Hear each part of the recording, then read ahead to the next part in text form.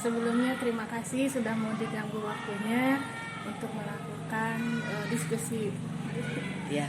Kebetulan dari pendidikan guru penggerak saya ada tugas di mana tugas tersebut harus mewawancarai kepala sekolah mengenai pengambilan keputusan berdasarkan pengalaman kepala sekolah tersebut. Ya. Mungkin dimulai saja ya Bu ya. Ya, silakan. Apakah selama ini Ibu pernah menemui kasus-kasus yang berhubungan dengan dilema etika di sekolah?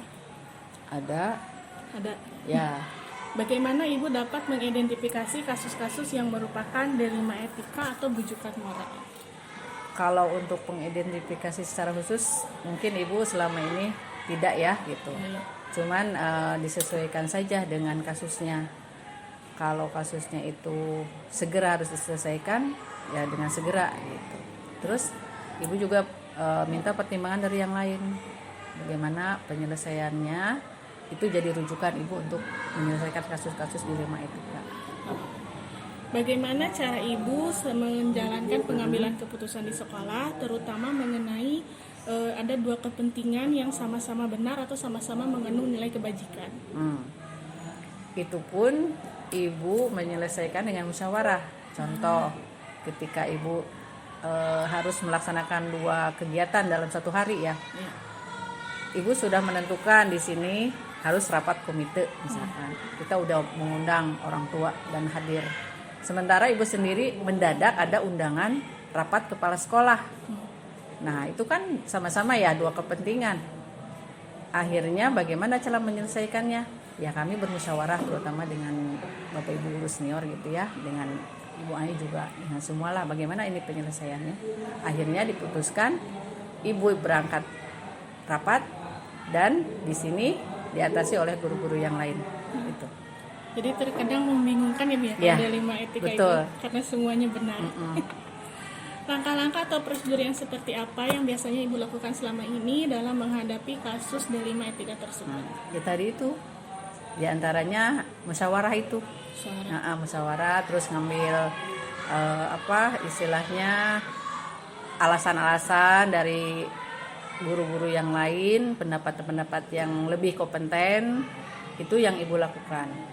Dari situ kan diambil keputusan, oh ini yang terbaik untuk penyelesaian kasus itu. Berarti adanya kolaborasi. Ya, kolaborasi. Musyawarah dan mufakat lah. Sebab ini sekolah kan bukan sekolah Ibu istilahnya ya. Sekolah kita semua satu tim. Jadi semuanya juga harus tahu permasalahan dan penyelesaiannya untuk sekolah kita. Terus selama ini langkah efektif yang seperti apa yang Ibu kira itu ampuh dalam mengambil sebuah keputusan? Itu tadi dengan musyawarah. Terus dengan langkahnya, misalkan ada kasus itu disesuaikan dengan situasi dan kondisi. Artinya ketika kasus itu harus selesai saat itu, selesaikan saat itu. Gitu. Ketika kasus itu ada bisa jeda waktu atau ada waktu berikutnya ya, itu juga diselesaikan dengan waktu yang sudah ditentukan. Gitu. Adakah tantangan untuk mengambil sebuah keputusan tersebut? Ada. Di antaranya ya. Di sini kan ada guru senior ya.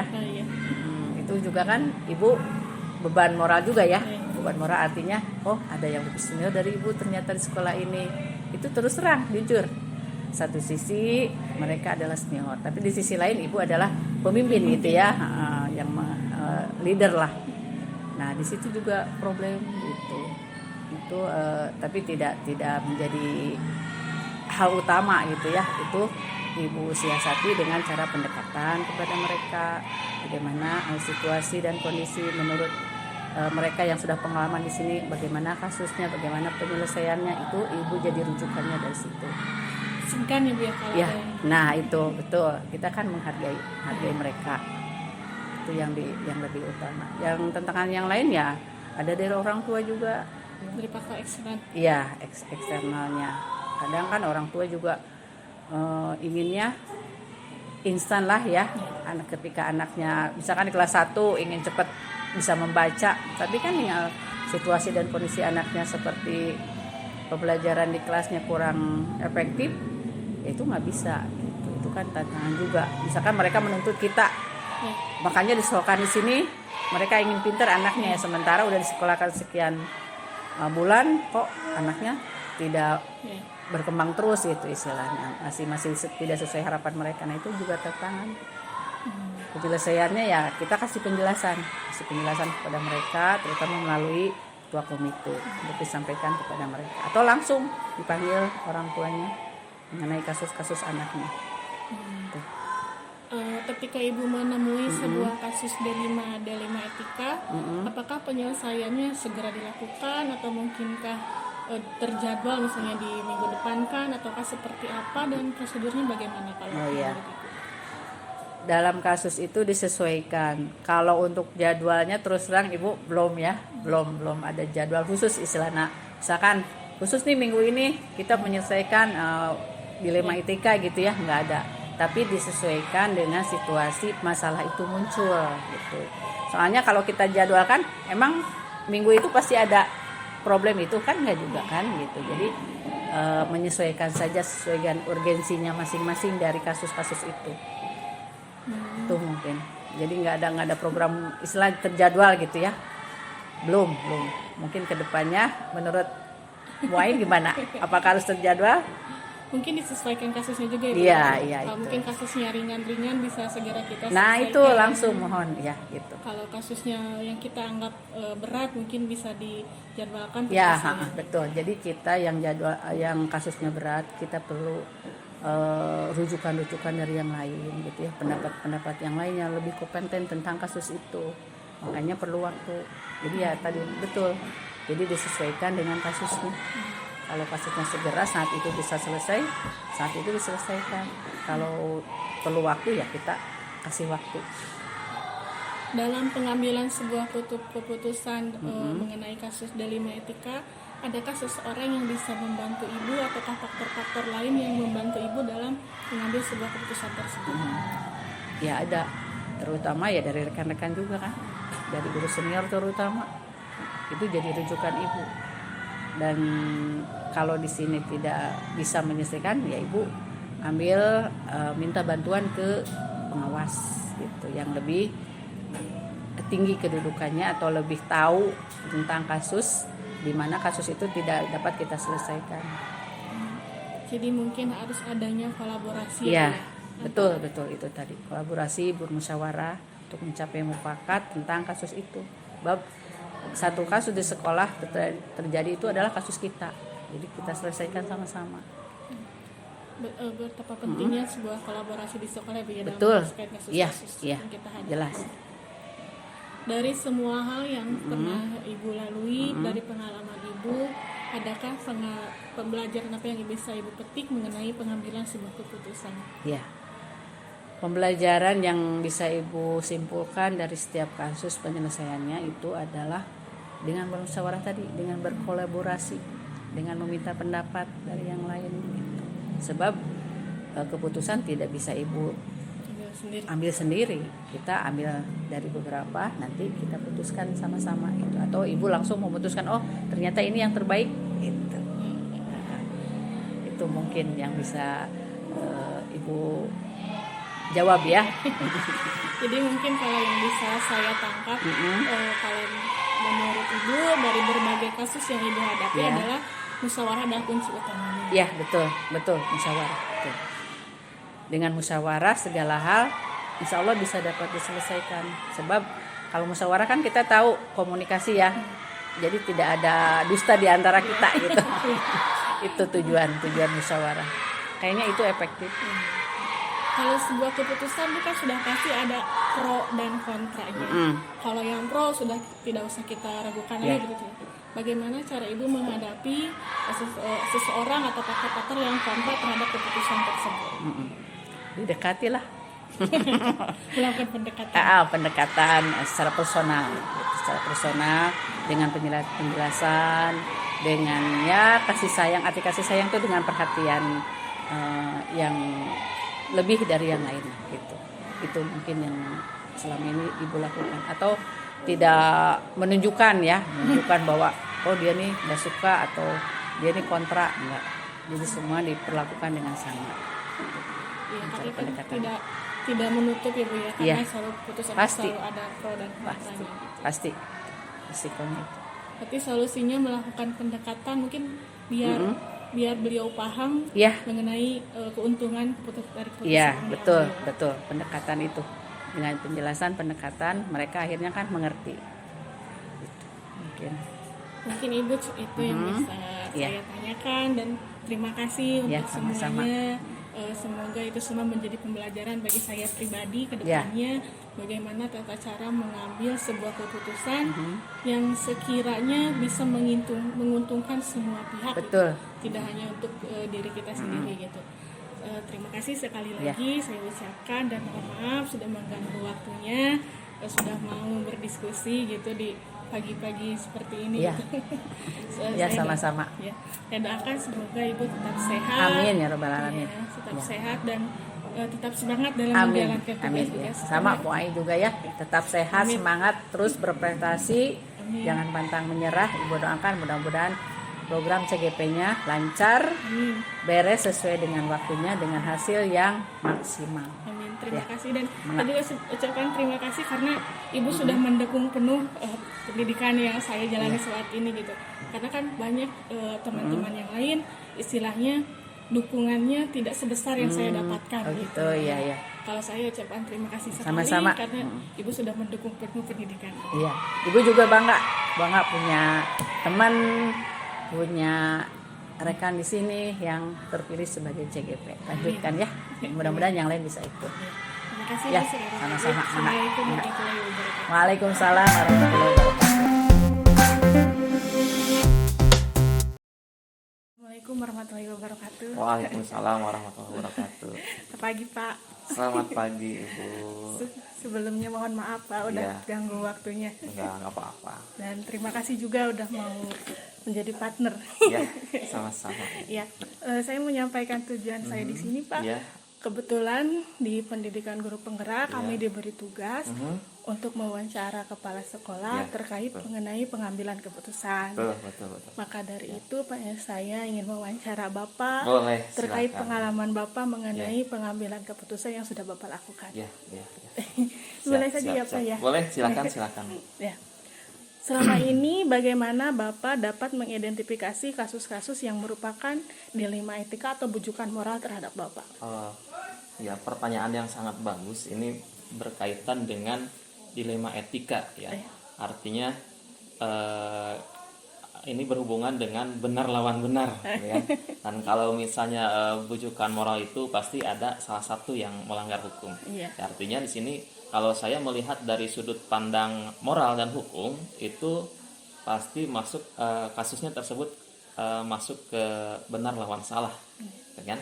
Nah, namun jika masih bisa dikatakan benar lawan benar, itu masalah tersebut adalah masuk ke ranah dilema etika. Nah, jadi harus pintar-pintar dan jeli mana yang masuk ke dalam bujukan moral dan mana yang masuk ke dalam dilema etika. Ya, kita ambil salah satunya yaitu misalnya yang satu kepentingan yang sama-sama memiliki kebenaran. Ya, jadi lawan benar itu. Nah, itu merupakan dilema etika. Jadi yang saya lakukan itu mengkaji dulu permasalahannya apa. Oh, iya. Kemudian ya seperti apa ini harus dilakukan. Ya, kalau misalnya ini masuk dilema etika, berarti apa yang harus dilakukan. Nah, itu yang pernah saya lakukan. Iya. Kalau untuk dilema etika berarti lebih membingungkan daripada bujukan moral itu ya. Nah, itu. Jadi ada sama-sama kepentingan yang benar gitu banding dengan bujukan moral. Kalau bujukan moral ada yang salah gitu kan, ada yang melanggar hukumnya. Tapi kalau ya dilema etika ini benar. Kalau begini juga benar gitu kan. Nah, itu masuk ke dalam dilema. Dilema etika ya seorang pemimpin itu harus jeli dalam mengambil keputusan, terutama ini berhubungan dengan dilema etika tersebut. Iya, iya betul. Terus bagaimana selama ini Bapak menjalankan pengambilan keputusan di sekolah Bapak, Ya. terutama untuk kasus-kasus di mana ada dua buah kepentingan yang sama-sama benar atau sama-sama mengandung dilema kebijakan. Nah, Yang tadi seperti Bapak bilang itu. betul ya. Terima kasih, pertanyaan yang bagus ini. Selama ini yang saya lakukan itu mengidentifikasi dulu, ya identifikasi kasusnya seperti apa, kemudian dilihat dari berbagai sudut pandang. Kemudian di sini ditimbang secara matang dari identifikasi kasus, kemudian dilihat dari sudut pandang, kemudian ditimbang secara matang mana yang paling benar, dan keputusan tersebut itu menguntungkan banyak orang. Artinya di sini tidak ada yang dirugikan, atau istilahnya itu win-win solution. Nah, jadi sama-sama diuntungkan, jadi sama-sama enak, nggak ada yang salah satu yang dirugikan. Nah itu yang saya lakukan, jadi mengidentifikasi dulu permasalahannya, kemudian menimbang, kemudian memutuskan yang paling baik. Nah, gitu. Itu. Berarti diidentifikasi dulu bagaimana, Betul. baru nanti Bapak memutuskan. Nah, itu jadi identifikasi permasalahannya dulu. Iya, bagus sekali ya Pak ya. Iya, betul. Langkah-langkah apa atau prosedur yang seperti apa yang biasa Bapak lakukan selama ini dalam mengambil keputusan tersebut? Nah, kalau selama ini yang saya lakukan itu diantaranya tadi menentukan penyebab permasalahannya dulu, identifikasi masalah, kemudian siapa yang terlibat. Nah, yang dalam permasalahan ini biasanya juga bertanya kepada orang-orang sekitar atau orang-orang terdekat yang bermasalah tersebut. Nah, kemudian berdiskusi dengan warga sekolah, dengan bapak ibu guru, membuat beberapa solusi untuk diputuskan. Nah, juga sebelum itu dilihat dari berbagai sudut pandang tadi, ya, untuk memutuskan agar keputusan itu keputusan yang sama-sama enak, dan dilanjutkan dengan tindak lanjut, ya, apa yang harus dilakukan setelah keputusan ini. Nah, ada juga yang pertama itu biasanya kalau lebih rincinya itu mengenali nilai-nilai yang saling bertentangan. Nah, karena kan di sini kasusnya pasti ada pertentangan, ya, ada konflik yang bertentangan, maka di situ kita kenali dulu nilai-nilainya seperti apa, kemudian menentukan siapa yang terlibat seperti tadi dalam situasi yang terjadi, kemudian mengumpulkan fakta-fakta. Nah, jadi kita itu harus melihat, oh, kalau misalnya kasusnya seperti ini, berarti ada faktanya enggak yang mendukung kenapa ini bisa terjadi. Nah, itu kan. Nah, kemudian pengujian benar atau salah. Ya, setelah ada fakta itu baru kita pertimbangkan benar atau salahnya di mana. Gitu. Kemudian ya ada pengujian paradigma benar dan salah. Kemudian melakukan prinsip resolusi yang 3 itu kan. Kemudian juga ada investigasi opsi trilema dan membuat keputusan. Sehingga akhirnya lihat lagi keputusan yang telah kita putuskan baik atau tidak. Nah, itu enak atau enggak. Nah, itu bijak atau tidak. Nah, seperti itu yang saya lakukan. Iya. Jadi panjang banget ya Pak langkah yang harus kita lewati untuk menentukan sebuah keputusan Tentu, tersebut. karena ya itu berhubungan dengan orang lain. Ya, jadi bagaimana kita itu supaya tidak istilahnya tidak menyakiti hati orang lain. Nah, itu jadi lebih membaca karakter orang, kemudian ya harus seperti apa memutuskan. Kita harus hati-hati dalam memutuskan gitu, jangan sampai orang itu sakit hati gitu. Iya, Nah, itu. Dan malah balik ini ya Pak ya. Ya, malah nantinya berbalik itu kepada kitanya sendiri gitu. Jadi orang itu tidak simpati lagi kepada kita gitu, dan bahkan akan melawan kita. Nah, mungkin seperti itu ke depannya. Jadi ya harus betul-betul hati-hati lah untuk memutuskan keputusan yang paling baik. Kemungkinan karena kebetulan juga kan Bapak ya pernah mengenyam pendidikan PGP juga ya. Betul. Lebih banyak pengalamannya dibanding yang lain jadi, gitu. Dari pendidikan itu saya terapkan sedikit-sedikit, alhamdulillah gitu. Jadi terutama yang di sini di sekolah saya itu dalam mengambil keputusan tentu dimusyawarahkan terlebih dahulu. Berkolaborasi. Harus apa? Nah, betul, berkolaborasi dengan guru, dengan tenaga pendidikan, operator dan lain sebagainya, supaya saya tidak salah dalam mengambil keputusan. Jadi harus dimusyawarahkan terlebih dahulu. Itu yang dilakukan di sini. Nah, biar semuanya enak gitu ya. Itu betul. Terus hal-hal apa saja yang selama ini Bapak anggap efektif dalam pengambilan keputusan pada kasus-kasus dilema etika? Ya, hal yang selama ini saya lakukan itu terutama yang menganalisis dulu analisis kasus, kemudian menentukan solusi menyesuaikan dengan peraturan dan norma yang berlaku. Ya, serta di sini mengedepankan kepentingan umum.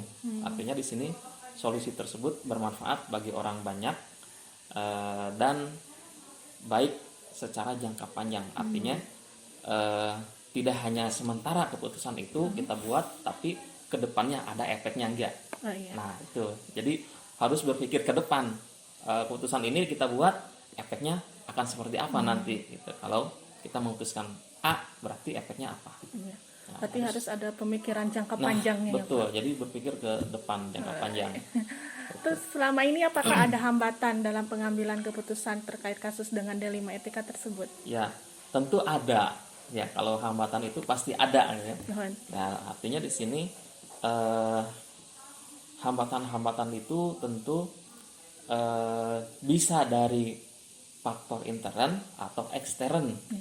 Ya, itu yang kemudian saya berusaha untuk mencari keputusan terbaik ya, karena keduanya itu merupakan masalah ya yang harus segera diselesaikan, yang artinya di sini kalau berhubungan dengan dilema etika itu masalahnya sama-sama benar.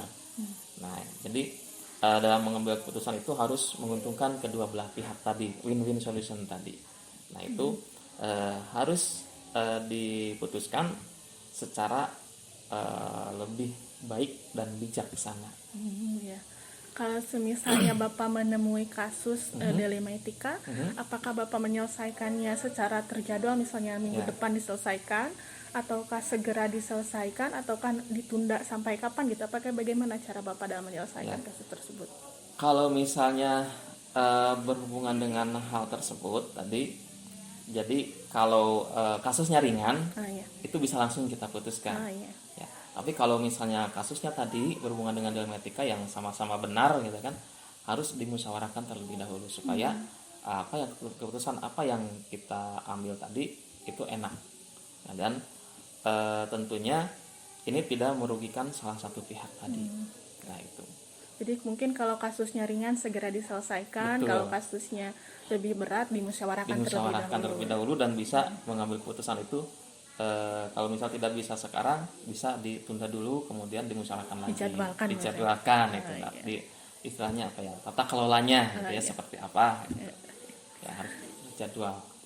Terus selama pengambilan keputusan tersebut, adakah seseorang atau faktor-faktor yang membantu Bapak mempermudah mengambil keputusan tersebut? Ya, tentu ada. Ya, jadi baik itu di sini di pihak intern ataupun pihak ekstern, karena kita itu harus istilahnya berbagi ilmu. Kalau misalnya cara memutuskan itu seperti apa, ya kadang kalau misalnya di sekolah di sini kita dengan guru-guru, dengan yang lain. Nah, kalau misalnya di luar kita berbagi pengalaman dengan kepala sekolah yang lain, bagaimana memutuskan permasalahan jika kasusnya seperti ini.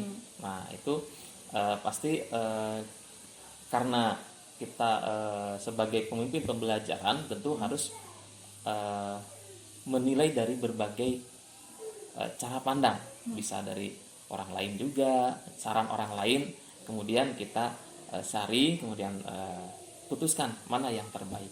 Nah, mungkin seperti itu. Dari sekian banyak kasus-kasus yang pernah Bapak alami, terus dari sekian banyak keputusan-keputusan yang sudah Bapak ambil, pembelajaran apa yang bisa Bapak pelajari dari semua itu? Nah, dari kasus-kasus yang telah diputuskan solusinya, saya dapat ambil pelajaran itu saya lebih bijaksana memutuskan didasarkan pada tadi analisis permasalahan, kemudian langkah-langkah yang harus kita ikuti, yang 9 tadi ya, 9 langkah-langkah pengambilan keputusan, kemudian pengujian, dan kemudian permasalahan itu dijadikan pertimbangan ya untuk menentukan solusi yang paling tepat dan terbaik dan tidak memiliki efek jangka panjang. Nah itu jadi intinya saya lebih bijaksana dalam mengambil keputusan. Ya. Jadi di sini saya juga belajar dari Bapak, ternyata untuk mengambil atau memutuskan sebuah keputusan, apalagi terkait dilema etika ya Pak, Iya. yang kita rasa semuanya itu benar gitu Betul. jalannya. Jadi kita harus ada dulu tahapan panjangnya, baru betul. kita menentukan. Terus harus ada kolaborasi dengan Betul, rekan betul. sejawat atau Betul. mungkin dengan rekan ini Itu ya Pak ya. penting kolaborasi. Iya. Ya jadi keputusan ya dilema etika itu tipis. Iya. Ya kebenarannya sama-sama benar dan tipis sekali. Gitu. Nah itu harus kita musyawarahkan. Jadi kita berkolaborasi dengan rekan, dengan kepala sekolah yang lain untuk sharing. Nah jadi selain di sekolah juga di luar sekolah atau kepala sekolah yang lain bisa memberikan saran. Iya. Iya. Tapi yang saya ambil dari pembicaraan kita selama ini, yang saya bisa simpulkan dari Bapak adalah Bapak mungkin termasuk orang yang bijaksana. Karena kenapa? Karena dari pengambil keputusan tadi saya tangkap adalah Bapak mencari solusi di mana biar semuanya sama-sama enak. Nah, gitu. itu yang paling penting. Jadi yang menjadi prinsip saya itu sama-sama enak, win-win solution gitu. Ke kita enak, ke orang yang punya masalah juga enak. Iya. Nah, Itu sih yang sekarang jarang ditemui ya Pak ya.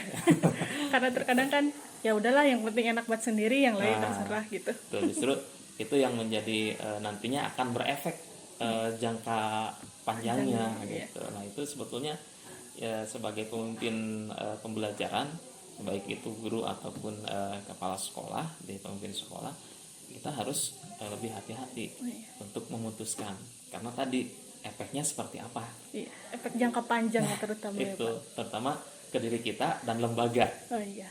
Itu yang penting, harus dijaga kredibilitas lembaga dan nama baik pribadi juga. Iya. Ada pesan dari Bapak? Ya, Terutama untuk saya pribadi gitu. untuk Bu Siti terus semangat ya, karena ini modul terakhir di modul 3 ya, baru masuk modul 3.1 ya. Semangat terus, karena ini juga nanti akan menjadikan sebuah dasar untuk Ibu dalam pemimpin pembelajaran ya.